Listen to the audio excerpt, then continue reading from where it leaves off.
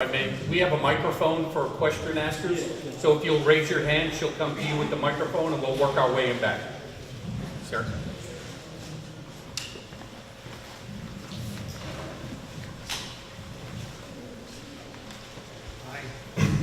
This is it's on. My name is Hi. Is this working? Okay. Hi. Good evening. First of all, Great. Thanks for being here. My name is Leslie Gabriel. I produce a podcast called So It Flows, show for H2O.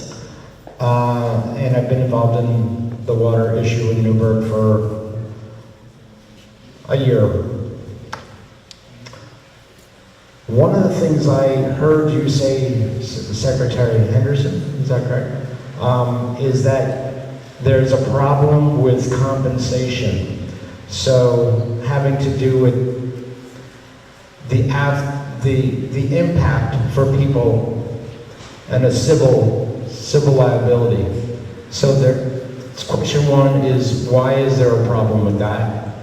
And question number two is, when did the Department of Defense know that PFOA and PFOS was poison? Okay. Now I'm going to try to use the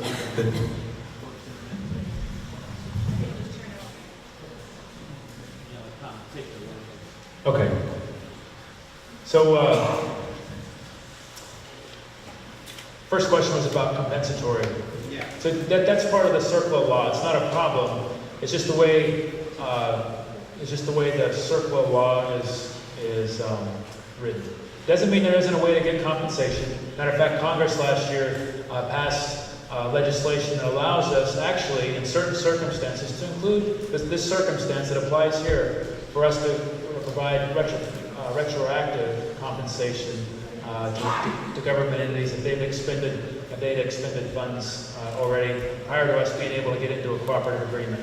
And that was based on the fact that, for the most part, we get into a cooperative agreement, we work together on these things, but there was a few authorities issues with the Air National Guard and the Air Force that prevented us from doing that. And then the city and the state spent money that Congress, by passing a law, allowed us to come back and work that compensation. So that's an authority we do have to solve part of the compensatory stuff.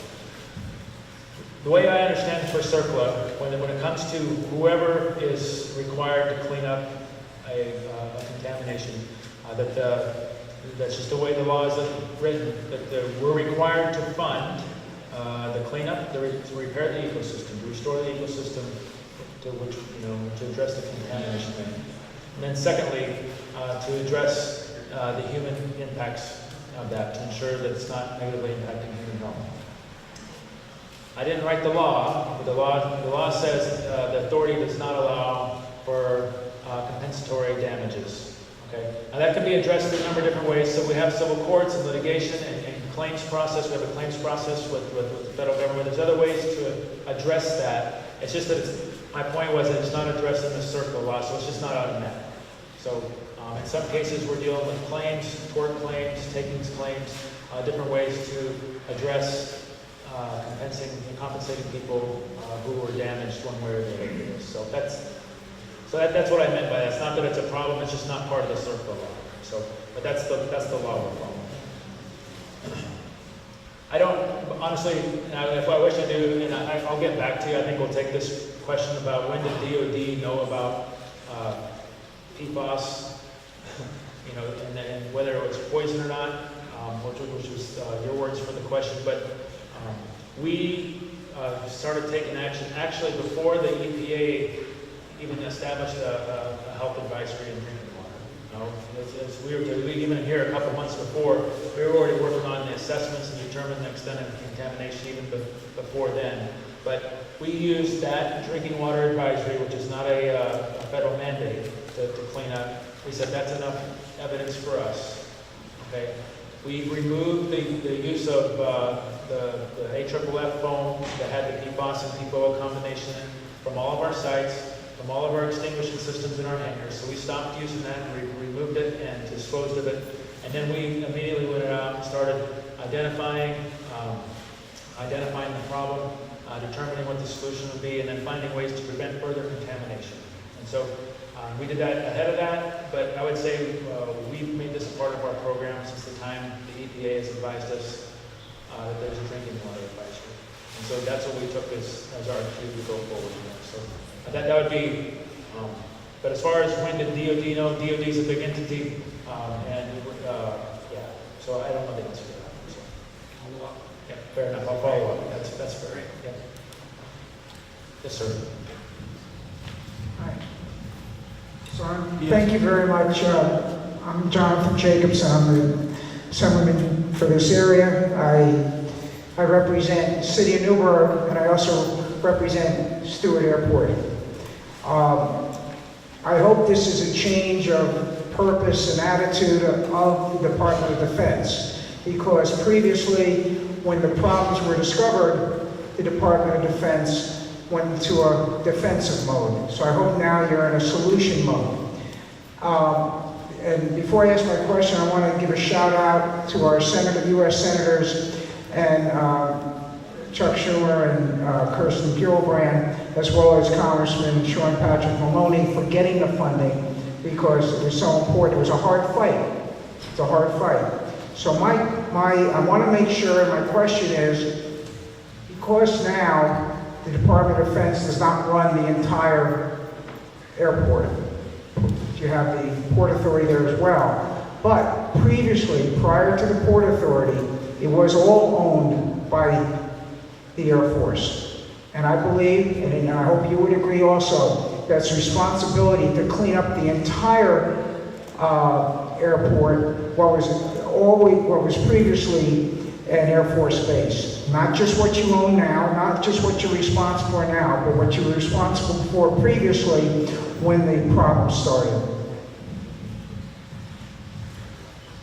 Yeah, thank you. The Air Force is committed to addressing the contamination that's attributed to Air Force activities. That includes at those bases that we've closed already, to those bases that we've turned over to other entities. Sometimes those entities are subject to whatever agreements that we turned over. But even if it was before then, if it was an Air Force activity, we're generally looking at cleaning that up. It's stuff that happened on bases that we closed 20 years ago. We're going through the BRAC process now, so if it's attributable to Air Force activities, then we're stepping up and taking ownership of that. First, I want to thank you for coming back. So my name is Councilman at Large, Anthony Bryce. I really have two questions. The first question is, when you were here 6 months ago, there was talk about the restorative committee, but that didn't happen, and that was supposed to happen in 30 days. So I'm wondering what's going to be the difference this time, because you're asking people from there in November and then this time. So do we have a guarantee that this committee will actually start? And then my second question is, we know that there's PFOAs and PFOS, but we just had a situation now where, not your fault, but Atlantic Aviation, they were using the AFFF foam, and then that got into our water stream. And so my question is, with this filter, with the GAC and then the resin technology, what's to say that that's going to stop all types of chemicals that are generating there from getting into our water stream? And then what is the backup? Elaine, would you like this one? You want me to handle it? I gotta go either way. This is about does our filtering technology take care of other perfluorinated compounds and contaminants also? And I'd say for the most part, granular activated carbon helps clean a lot of things out. And then where I'm a little unsure is the resin technology, if you guys would address that. I can try to address that. So yes, when we met in November, we were taking steps to develop a RAB, and one of the first steps is having community interest, sustained interest, and we certainly see that, or saw that in November. We're seeing that again tonight. I almost consider this to be the start of the RAB, because the focus of a RAB really is just to facilitate the conversation and the communication. Certainly, you giving us feedback, us giving you feedback, and just talking about the issues. Certainly focusing on PFAS, PFOA this time, but when we do have the RAB, we will talk about the other cleanups that we're doing at Stewart. Give you an opportunity to look at draft documents, this work plan that we currently have on this treatment system would be something that you would be able to look at and understand and provide comments on. So in the summer timeframe, when we are establishing the RAB, and it can take a year or so to get through the administrative parts because the way the RAB framework works, there is a community co-chair. There's usually a RAB selection committee, and the RAB then decides, how they select the formal RAB members. Even if you're not a RAB member, you're just a member of the community, you can participate in every RAB meeting, and you would decide how frequently you would want to meet and where you would want to meet and what time, and it's really your meeting. So I think the commitment to have a fully functioning RAB within 30 days